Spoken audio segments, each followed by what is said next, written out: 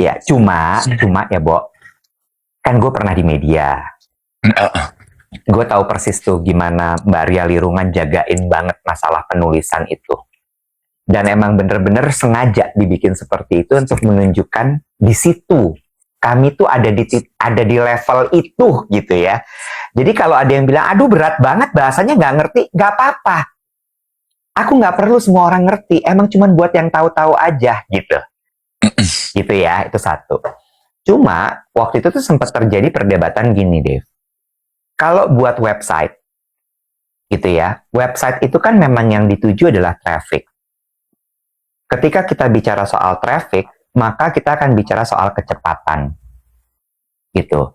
Nah, kecepatan ini artinya apa? Kadang-kadang kalau kita lihat berita gitu ya, ada satu artikel panjang, dipecah jadi 4, jadi 5. Satu berita naik, satu berita naik, satu berita naik, sehingga beritanya jadi banyak. Karena kan nature-nya digital itu lo harus kasih terus kontennya supaya dia algoritmanya bekerja kan gitu ya. Nah, untuk mengejar kecepatan itu memang kadang-kadang dibutuhkan AI.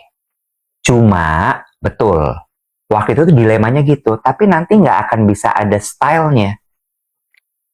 Nah, dilemanya itu tuh, apakah lo akan mementingkan DNA, style, atau lo mengejar si traffic tersebut? Karena kalau misalnya lo baca nih platform-platform berita yang memang mengejar traffic, nggak ada style ya kan?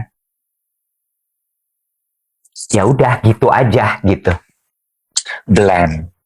Bland, ya. Tapi yang memang mereka kejar, gue nggak menjelekkan ya. Gue bilang bahwa memang tujuannya mereka beda, objektifnya mereka beda. Objektifnya mereka nyari traffic, objektifnya mereka hard news. Which kalau hard news, nggak mungkin dibikin gaya nulisnya kayak gitu. itu tuh ibarat gini loh, penulisan yang ready to wear lah, barang pabrik. Fast fashion lah. ya, yang nggak perlu dicerna, telan aja langsung. Tapi dia nggak bisa main sama Mbak Citra Subiakto. Nah, gini. Bener nggak? Bener. Ya kan? Sorry say, baju lo polyester. Bukan lagi say. Gue cuma terima yang pure cotton say. Bukan nggak pengen nyumbang say, baju gue nggak ada yang pure cotton say. Gue cuma mau bilang gini kan, teman-teman juga suka banget kan membahas konten yang gini loh, old money vibe gitu, sebetulnya ya, gaya bicara, gaya penulisan, how we speak, how we write, how we present ourselves, itu juga akan menunjukkan kasta lo memang. Kan kemarin tuh ada satu konten viral tuh gue lihat tuh di TikTok ya gitu. Aduh, tabiat yang begini tuh menunjukkan kasta rendah banget. Tabiat yang begini menunjukkan kasta tinggi. Gak usah ngomongin tabiat. How you speak aja. Pilihan kata yang lo pakai itu menunjukkan kasta lo. Jadi intinya adalah tidak bermaksud mendiskreditkan. Kalau lo pengen meng-acquire a certain level of status, mungkin ada baiknya kita sama-sama belajar kayak apa sih cara ngomong, cara menulis, cara berinteraksi yang ada di situ gitu. Ngomongin soal ini, money can buy status. Money can buy class. Kalau status bisa dibeli pakai uang ya. Terus kemudian kan tadi lo bilang gitu bahwa ayo kalau misalnya memang lo mau mencapai ke sebuah status tertentu, masuk sampai ke dalam, jangan cuma baju lo doang. Karena orang dengan status tinggi itu bukan cuma bajunya, tapi cara bicaranya, pemilihan katanya, gaya berbahasanya itu berbeda, gitu kan. Nah, mungkin ini menjawab gitu, banyak yang bilang, aduh kok ngomongnya tertata banget ya Mas Dev sama Mas Iwet. Karena kita dibiasakan untuk seperti itu. Ya, lagi. Fendi Lau ya namanya. Siapa toh? Content creator yang rambutnya pirang, yang sekarang lagi manjangin rambut, biasanya pakai wig, yang dari Bandung. Yang tadinya akun TikToknya Beaut apa gitu. Sekarang Fendi kan namanya ya. Fendi. Bener ya.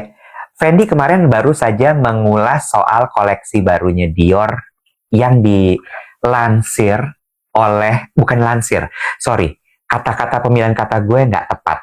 Yang dirancang masih kurang tepat, kurang inggil, bantu. yang Kurang Harper's Bazaar. yang dijahit Enggak. Kalau jahit Surya Taylor dong. yang dikodi Enggak dikodi oleh dong, kodi.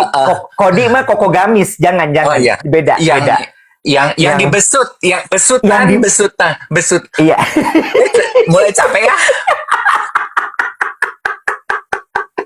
Emang harus tenang, Nek. Kalau mau ngomong kayak gitu emang harus tenang. Nggak boleh rungsing gini, nggak boleh.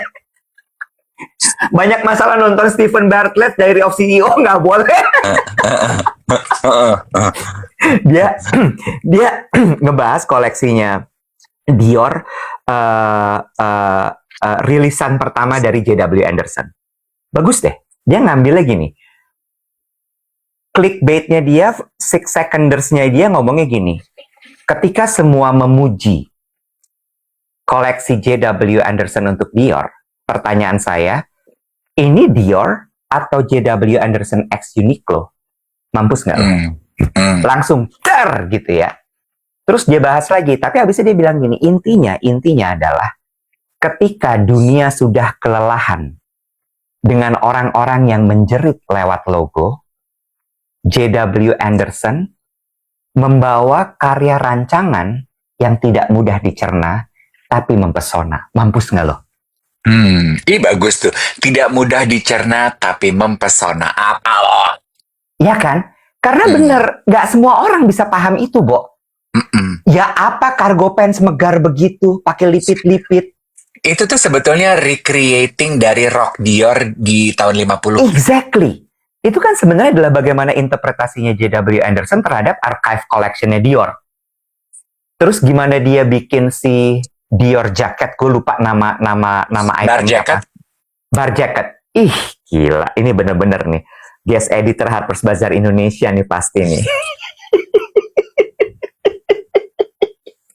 Nih, no play nih, tahu bar jacket nih, hati-hati ya. Bukan Kak, anak bar. Iya kan? Gimana dia menginterpretasi bar jacket itu jadi jaket laki-laki? Terus dia bilang gini, Fendi bilang gini, untuk yang mencari status pasti akan bertanya, mana logonya? Terus habis itu kalimat penutupnya dia cuma bilang bahwa J.W. Anderson berhasil membawa Dior lebih muda dan mengeliminasi orang-orang yang paham kutur. Ya, gue cuman gini, bagus konten ini. Bagus ya, dia bagus. Gue juga suka cara kalau bahasa Inggris konten kreator luar ada jurnalis tuh, gue juga suka lihat di TikTok. Cara Fendi mengulas fashion dan menyampaikan itu sama point of view ya. Point of view-nya dia sama kayak teman-teman kalau menikmati itu news flash. Ada kreator, dia jurnalis news fashion gitu. Dia selalu pakai kacamata kuning, rambutnya pirang, flat gitu. News flash gitu. Your fashion journalist reporting to you gitu. Itu juga bagus. Bahasa Inggrisnya juga ngawang, versi Inggris lah gitu. Melayang gitu kalau ngomong ya. Iya. Tapi gue salut tuh. Fendi itu gue baru tadi pagi gue lihat, pinter banget nih anak. Bisa ngambil angle yang bener-bener editorial gitu. Kelihatan bahwa dia memperhatikan, dia nggak cuma ngulas dari bahasan yang memang ada di mana-mana. Kan semua membahasnya gitu kan, bahwa J.W. Anderson berhasil bukan meremajakan, tapi membuat koleksi Dior menjadi lebih fresh. Terus dia berhasil menginterpretasikan sejarah Dior dalam versi yang modern gitu kan. Sementara Fendi tuh angle-nya cakep gitu menurut gue. Ini kita lagi heboh ngomongin bahasa gini, tiba-tiba muncul tuh Cika, voice call yuk. Ngapain gue mau voice call sama lu, Cika? Orang gue lagi siaran. Suruh nonton itu dah, Diary of CEO, mungkin juga lagi hampa. Dengan fotonya Cika dari atas gitu gini. Voice call you Oga.